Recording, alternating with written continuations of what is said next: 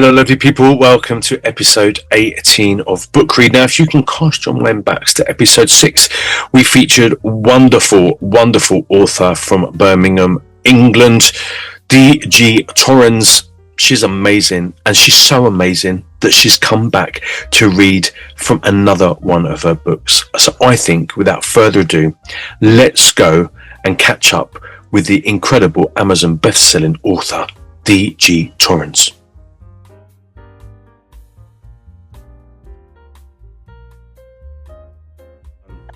D.G.TORRENS, you have no idea how lovely it is to see you again on Book Read. How are you, lovely lady? I'm lovely, thank you. It's great to see you as well, Jaden. It really is. I would get very excited to catch up with you. You're kind of kindred spirit. Now, today we're going to be talking about your book, 3 for a Girl. Very excited about going through this series. I hope I get the opportunity to discuss the whole series with you. But before we do your book read, obviously, for those of you who are watching now that haven't watched, there's a link to D.G.TORRENS' very first book read in the bio of this particular episode. Make sure you click on that and watch it, because it's obviously important not only to find out about her, but about the book that came before 3 for a Girl. But anyway, just give us a little bit of a recap about how you became an author. Well, I started writing when I was about 9 years old, but it was poetry. And I loved poetry. I was always found with a notebook in the corner somewhere. And it was a form of therapy as well, of healing. And I just loved poetry. Then I graduated to short stories. And I had a great love I discovered Charles Dickens. You know, what was it called? The one that wants more porridge. What was that story? The one. How could I forget that? Like I said, I had a busy afternoon. and the Christmas Carol, they were all Dickens, weren't they? The Christmas Carol, and oh my God, there's so many. I particularly loved Oliver Twist, and those that know me will know why. You know, I kind of related to his story because, you know, it kind of connected somehow to my own childhood story. So I was obsessed with Charles Dickens, and I'd read loads of his work. I read Enid Blyton, something else I fell in love with. I mean, what child didn't love Enid Blyton? And I just wrote loads of short stories over the years, but it wasn't until I moved into my own property when I was in my 20s, and I got myself one of those big clunky computers. It was a second-hand computer from the office at work. Can have this for 50 quid. And I was like, God, this is brilliant. And because they were updating all their computers, and that was it. It had Word, it had Excel, it had the basics that I needed, and that was it. I'd never stopped writing since. And I had half-written novels, unpublished, all over the place. And then in my late 30s, I started writing. I pretty much completed my first book, and it was ready to publish when I was about 40. And that book was the catalyst for everything else. So I started off publishing my memoirs, which was Amelia's story, and that did exceptionally well. It blew my mind, Jaden, to be fair. I had no idea that it would get, and I literally did hardly any promotion for it because I was nervous about how the story would be received. I just thought, God, no one's going to want to hear my story. But I felt compelled to put it out there. I'm really, really glad I did, because it's inspired so many people around the world. That first book sold several 100,000 copies as well.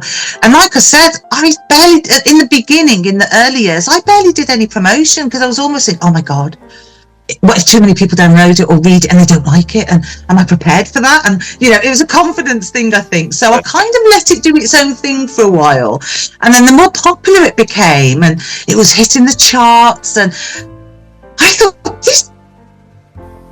this is doing okay. And I was getting messages on my Facebook fan page from readers telling me how my story resonated with them, or someone that they knew, or they were grown-up adults like me but went through something similar. And it just grew wings. It did a Forrest Gump, and it just started running and never stopped. And to this day, it is still my #1 best-selling book, and I rarely have to do anything with it. I rarely promote it because it kind of does its own thing, and it still sells to this day. And that was like 14 years ago. Wow. 13, 14 years. I've written 27 other books. No, 26 other books. I'm writing book 28 now, but they're all fiction novels, like dramas and domestic thrillers and military romance and romantic suspense, and you name it, I've written it. I'm a multi-genre author, so I write the story I want to write, but I refuse to fit into a genre, because whatever that story I'm writing, I find a genre to fit that. So I have a story in my mind, I write it, and I think, okay, that's going to be a military romance, or that's going to be a domestic thriller. Because if you cocoon yourself into a box, and like if you're only going to be, say, a romance author, and you put yourself out there as a romance author and you don't write anything else, but you want to, but you've built your whole business around being a romance author and nothing else, it's very hard then to step out and do other stuff. And I think when you've got the title of a multi-genre author, you can write whatever genre you want, and it's okay, because you don't get the questions, well, that doesn't really fit in with your brand, or some company might not like that because it doesn't fit in with the brand you've always been known for. So yeah, multi-genre author is kind of, I work under that umbrella and fit the genre around my stories rather than the other way around. So yeah, I have quite an array, quite a library of books that I've written already. So yeah, and you don't want to be limited. I mean, like when you start confining creation, you start losing that spark, and so what you're doing is just spot on. Absolutely. And also my brain, the way, I don't know, I think it's the same with every creator, so whether you're a musician, a filmmaker, a writer, but my brain does not stop. I don't know how to close it down. There's always something going on. I could be there at 3 a.m. and there's a spark, and I'm shot up like a rocket, and I'm writing something down, or I've got my laptop open, I'm going to forget that I need to get on this now, and it could be anything. It's with ideas as well, it's the same thing, and I think, oh, that's a good idea, and it could have come from absolutely virtually nowhere, a dream, or a conversation I heard down the road, and it's been the catalyst and the spark for something wholly new, like a new genre or a new idea for something completely different outside of what I'm doing. So my brain never stops. I think it's great. And you carry on the way you're going. You're going to need an extra bloody room just to have your own little personal library of your stuff. Do you know, my hubby said that. He said exactly the same thing, because at the minute I'm kind of in my little office, and they're just books everywhere. I mean, I've collected books since I was, really, really young. So I've got all my beloved books, which I can't part with, and I would never depart with any of them. But then I've got my own little section where all my own are building up, because I'll have 2 or 3, 4 copies each, and in the actual library kind of thing myself, and they're all on the shelves, and they'll go down like that. And he's always saying, well, you've got to stop, we've got nowhere to put any more books, and I'm like, oh, don't say that. Oh, we need a bigger house. That's what we need. We can take half the lounge and make it into a That's exactly. I'm like, well, if you move that, we don't need that cabinet there. I can have some more bookshelves, and they can go over the door and round the corner. And so there's plenty of room. Plenty of room. Don't squash creativity, hubby. No, never. So tell us a little bit about this book. Obviously, we heard 2 for a Boy. Tell us about 3 for a Girl. How is it rolling? 3 for a Girl. I'll hold it up a little bit so you can see it. So 3 for a Girl. I only received this copy a couple of days ago. Really? It's literally, just been released. Hot off the press. It's literally just been released. It's on Amazon. And it was part of a 7-book series, but now it's part of a 10-book series. So as the crow flies, it's 1 for sorrow, 2 for joy, 3 for a girl, 4 for a boy. But the actual song goes up to 10. There is an extended version, so I'm going up to 10. 8 for a kiss, 9 for a wish, or it goes on up to number 10. Something like that. Secret never to be told, or whatever it is. Though. Yeah, 7 for secret, never to be told. Oh yeah, I said 2 for boy, but I knew it was 2 for joy. Absolutely, that's Yeah. I'm working on 4 for boy at the moment, but Three for Girl has just been released. Now, each book is a novel. And what ties them together as a series is it's part of the Survivor series. So each story tackles a form of abuse. So to raise awareness in all different kinds. So it could be financial abuse, it could be institutional abuse, systemic, it could be childhood abuse, it could be domestic violence, narcissism heavily features throughout. So I might, 2 or 3 can actually factor in one story. And I'm raising awareness through fictional stories, but they're domestic thrillers, they're gritty. People die, and people survive and people die, and there's some great side characters with their own stories as well, particularly in Three for a Girl. It kind of features around a young girl called Grace and her 2 sisters, and their parents die in an awful car crash in Worcester. And they've got no one else to take them in. So a social worker seeks out a really cruel, horrible uncle that they find exists the other side of the country.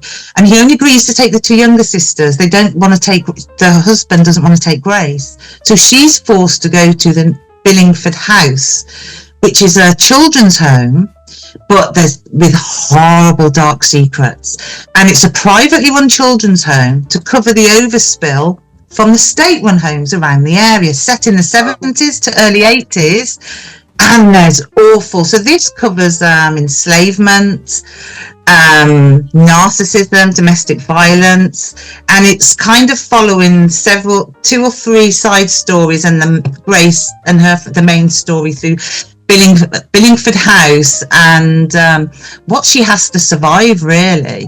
But I love side characters. I'm really, really into my side characters, which had surprised me, which I didn't think I would be as writing them. But they needed their position to make the story flow and be part of the story. I ended up loving them that much. I gave them sort of more life. Wow. And built more around them as I was going through the book. So yeah, it starts, it's called Three for a Girl. The tagline is, all she wanted was freedom from... There you go. Do you know what? You froze in your tagline. It was like the end episode of EastEnders. The tagline is, all she wanted... So no, you can't leave it like that. What was the tagline? Say it again. All she wanted was freedom from fear. Wow. Loving that. Loving that. Would you like to read us some? Absolutely, I would. That would be amazing. Let's do it. Okay. Hello, so I'm going to read a couple of chapters from my new book, Three for a Girl. So I'm going to start with chapter 1. Chapter 1, the 24th of February, 1978. BBC News. BBC breaking news. A woman and a man die following a 2-car crash. Tragedy struck in Worcester as a collision resulted in the deaths of the driver and passenger. Despite best efforts of emergency services, the man was pronounced dead at the scene. The woman was airlifted to hospital but sadly succumbed to her injuries shortly after arrival. The next of kin have been notified. 1st of March 1978. Asher, Eva and Grace stood huddled together at the end of the path, their hearts pounding with fear and uncertainty. Teary-eyed, they cast a final, desperate glance over their childhood home. They watched in silent agony as their newly appointed social worker closed the door on their old life forever. Their eyes darted to one another, filled with fear and dread for what lay ahead. Their aging aunt exchanged a few hurried words with the social worker, then turned to the girls with a strained smile. "I'm so sorry. This is best for you all." She hurried across the road to her car, climbed in and drove off, not sparing a backward glance. Mrs. Brent, a short middle-aged woman with a kind face, rushed towards the girls, her floral pleated skirt blowing in the wind. "Come on now," she urged, her voice gentle but firm. "Climb in," she said, pointing to an old white VW Beetle that had seen better days. As they climbed into Miss Brent's cars, the 3 sisters clung to each other, their entwined fates leading them into an abyss of uncertainty. Grace, the eldest at 14, tried to exude an air of quiet determination. Though her heart was breaking, she gently placed an arm around Eva, the youngest at 9, He looked up at her with tear-filled eyes before burying her face in Grace's soft, fluffy poncho. Grace turned to Asher, the 12-year-old middle sister, usually happy and carefree, now looking utterly desolate. Grace silently mouthed, "We'll be okay, I promise." But Asher turned away, staring out of the window, her face a mask of despair. As the car began to roll forward, Miss Brent switched on the radio. "How Deep Is Your Love" by the Bee Gees filled the airwaves, one of Mrs. Brent's favourite songs. The song sparked a recent memory, bringing tears to Grace's eyes. A song her mum had fallen in love with the first time she'd heard it a few months before, playing through the radio while she cooked dinner a couple of days before New Year's Eve in 1977. Unknowingly, the last Christmas with their parents. Eva cried herself to sleep in Grace's comforting arms, while Grace and Asher stared out at the passing world, each lost in their own sea of fear and sorrow. Chapter 2. Asher's grey eyes locked with Grace's as Miss Brent navigated through the towering black gates. The car crunched along the gravel driveway, lined with evergreen hedges, until an imposing building loomed ahead. Eva stirred awake as the car jolted to a halt. She sat up with a jerk, her hazel eyes wide and her long wavy brown hair stuck to her face. "Sorry about that, girls. This old car has seen better days," Miss Brent chuckled, "but I'm not ready to part with her just yet." Grace brushed the hair from Eva's face and pulled her close, then leaned forward, her brows arched with curiosity. "Where are we?" Miss Brent turned, her gaze shifting between the girls and her eyes filled with sympathy. "Your aunt should have explained, but she couldn't find the words. So here we are. Eva, Asher, this is your new home. You'll be living with your aunt and uncle from your father's side. They've kindly agreed to take you in." Asher and Eva's eyes darted to Miss Brent, then back to Grace, concern written all over their faces. Confused, Grace asked, "What about me?" Miss Brent's eyes lingered on Grace's worried face. "They couldn't take all three of you. We tried to keep siblings together, but it wasn't possible this time. We found a place for you at Billingford House. You won't be alone. There are 15, maybe 20 other girls there too." Tears welled up in Grace's eyes. "You mean a children's home?" Miss Brent placed a comforting hand on Grace's shoulder. "It's not a bad place, Grace. Think of it like joining a large family. You'll be well cared for. I've met the house mistress, Miss Emery, and the staff too. They're looking forward to your arrival." Grace flung open the door, grabbing a small suitcase from the boot. Eva and Asher followed, standing resolutely by her side, glaring at Miss Brent. "Look, girls, if it were up to me, I'd keep you all together, but it's not my decision. Now, Grace, please put your suitcase back in the car and seat yourself while I hand your sisters over." Grace shook her head, her voice breaking. "No, I want to come with you. I need to say goodbye properly. Please, Miss Brent, please." A sympathetic smile lingered on Miss Brent's lips. "Okay, but promise me you'll get back in the car without any fuss afterwards." "I promise," Grace whispered. Asher turned to Miss Brent. "Please don't separate us. We need to stay together. Please, please, Miss Brent," she pleaded. "Why is this happening?" Feeling the weight of the moment, Miss Brent placed her hand on Asher's shoulder. "I'm sorry, but there's just nothing I can do." Grace held her sister's hands as they walked up to the large door, while Miss Brent retrieved her sister's suitcases from the boot of the car. They waited nervously at the door until Miss Brent joined them. She rang the bell and glanced at the girls, her voice gentle. "This is for the best, you'll see." Asher could barely hold the torrent of tears streaming down her cheeks. Eva looked utterly lost, her eyes red and water-filled.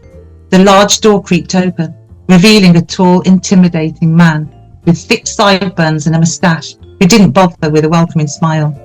"Ah, you've arrived. I'm your Uncle Pete. Your Aunt Mary's out shopping for all the extra food you're going to need now we have more mouths to feed." He stepped aside. "Miss Brent, you're earlier than expected. Well, don't just stand there. Come in." Grace, still clutching her sister's hand, walked through the door with them. Eva tightened her grip on Grace's hand, pleading, "Don't leave us here, Grace. Please, just don't leave us here." Grace knelt in front of Eva, cupping her face in her hands. "You'll see me all the time, I promise. You can call me, too, once I'm settled," she reassured, trying to remain strong for her sisters. Asher couldn't speak. She threw her arms around Grace, holding on for dear life. "I'm going to miss you. I'm going to miss you so much." Grace hugged Asher tighter. "I'll miss you too." She stepped back, casting a wary eye over her uncle, whom she'd never met before. Uncle Pete turned away from her dismissively. Right then, let's take those suitcases from you, Miss Brent. Miss Brent turned to Ash and Neva. Now be good girls for your aunt and uncle. She then faced Grace. Come on, it's time we're on our way. We have a long journey ahead. Grace hugged her sisters one final time, while fighting back tears and determined to be strong for them. I'll be in touch soon as I can, I promise. I love you both. Eva and Asher watched tearfully as Grace reluctantly walked away. Give me a second.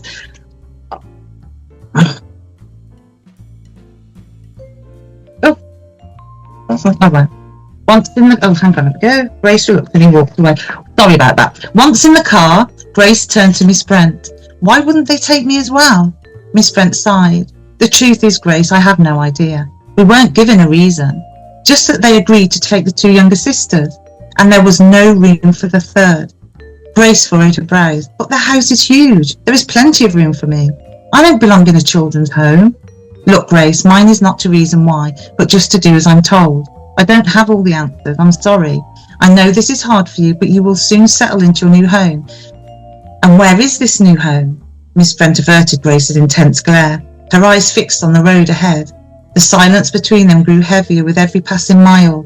The hum of the engine, a constant reminder of the distance increasing between Grace and everything she loved.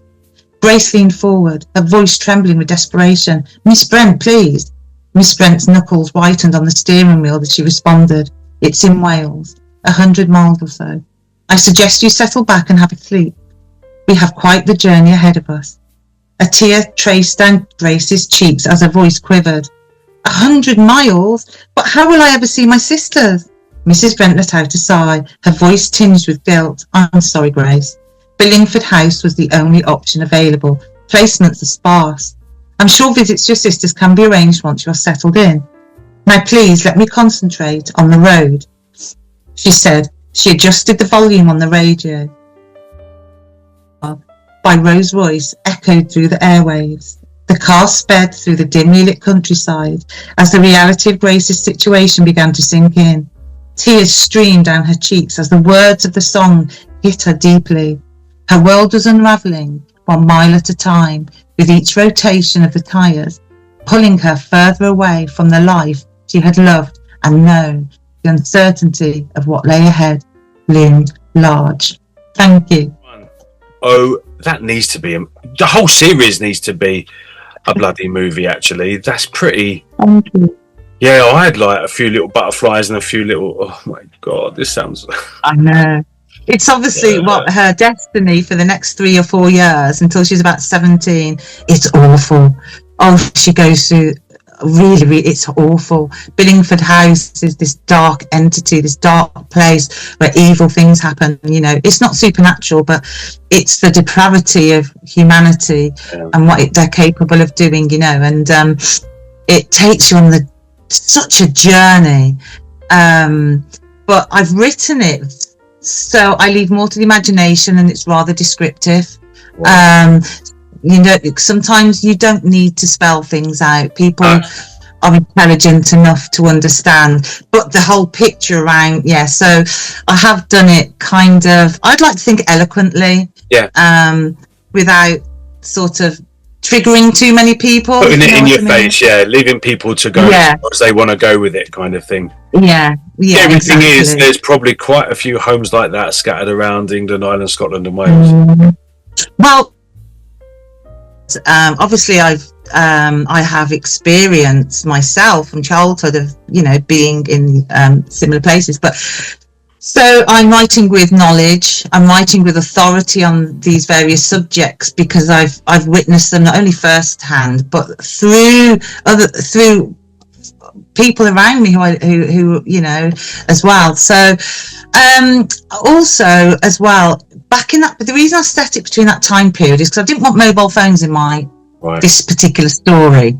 It made it easier to write because every situation became an anxiety driven because you can't just pick up your mobile phone and dial 999. You know, they've got to run down to a red phone box and reverse the charges or God knows what else, you know. So so it's set between 1978 and 1984 for a reason, because those particular years were key for these ginormous monstrosities of institutions that housed hundreds of children here in this country, in North Wales and all over the country.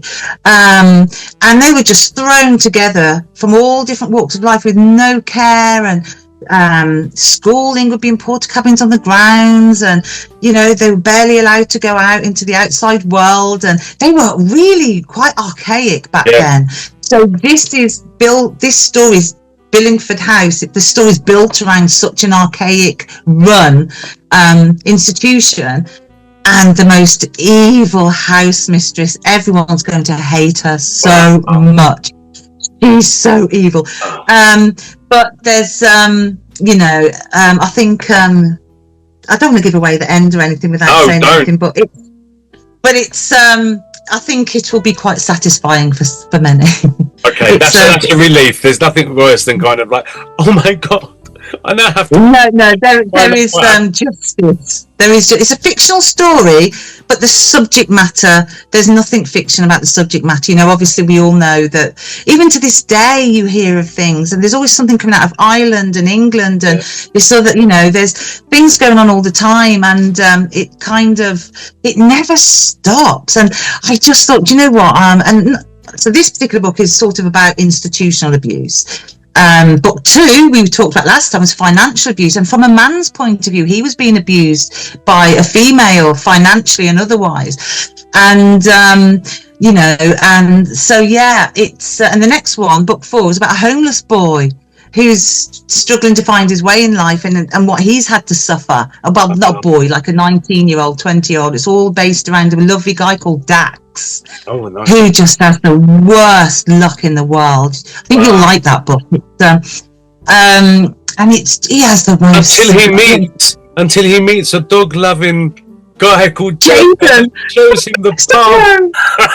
Oh my god! Absolutely.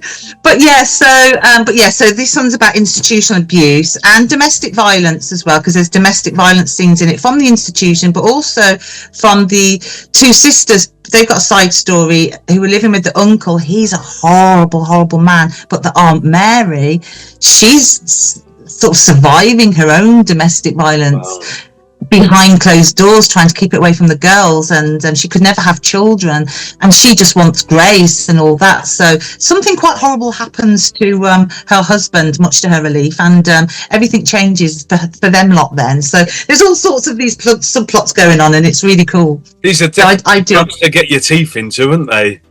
It really is. It's not like, I'm just going to go and sit on the hammock in a lovely soft breeze and relax with a good book. I'll be like, oh my god, I can't stop. I'll be up all night. It is one of those. With some bits of Harry Potter, so I mean, like yours would be like, I wouldn't sleep until I finished it. I don't think. Yeah, I don't think sleep afterwards. To be honest, but no, it's. I'm really particularly proud of this particular one because. A couple of my characters, Grace, the main one, and another girl called Jess, who becomes her best friend in the Billingford Children's Home, I've given them separate pieces of my own story from my childhood. So they're carrying only little, I've kind of, it was easy to do because by doing that, I understood exactly what they're going through. So I could write authentically. I could get just the right emotions from the characters to come out onto the page and just rip the hearts out of the readers because I've experienced it and I've been there. So they've each got a little piece of me and my childhood, just little scenes, like just, little scenes here and there. So yeah, I put a little bit of myself in there. Wow, you're so talented, mate. Bloody hell. That's amazing. I could Thank you. What you do. It's just awesome. So where is it available? Because now people are like, oh my God, shut up, Jaden. Shut up, D.G.TORRENS. I need to go and buy it. Where is it available? Where can they get it from? It's on Amazon. It's on paperback and Kindle. And it's just there. Ladies and gentlemen, buy Kindle. Come. The Kindle version. The Kindle version for the next 7 days is still on. Of 99p, although it's now up for sale, it's off pre-order. I've left the price at 99p for the Kindle for the next 7 days as a new release price. Wow, You can download it for 99p. okay. Well, but you do need. I mean, you're getting the Kindle for 99p, but you do need the hard copy. You need to be sitting in a very comfortable chair with a shot of whiskey. I feel with the smell and the feeling of a real book. So don't just get the Kindle. Get both. Yes, I concur. Jaden. When I grow up and earn money, I'm going to have a library of all the books that I've done a book read on. That's my mine will be in there too. Oh my God, you've already got two in there. We this ain't over. It ain't over till it's over, sister. We got. I mean, I'm gonna have to be talking to your husband and saying, "Look, I need more space, man. You got to stop writing." Because we've got this ongoing story, Jaden. We've got this ongoing story. It's awesome. 27 books. We've done 2. We've got 25 to go. So there you go. People at home, we know you love her, because how can you not? Please go and check out all of the links that are in the writing of this particular episode. So not only can you follow D.G.TORRENS on her social media platforms, but you can find out where to get the books. And I really strongly suggest you do, not only for yourself, but what an amazing gift. Now listen, Dolly Parton has given hundreds of thousands of books to people worldwide, right? And she's now going to be knighted, queened, I don't know what's happening with her, because she's giving people things to read. How amazing would you be treated when you are giving D.G.TORRENS books as Christmas presents, birthday presents, Mother's Day, Father's Day, bar mitzvahs, the lot? Get on, people. You know, I just don't know what to say. Thank you so much, my lovely. We are definitely in touch, and we're looking forward to the next book read with you on it as well.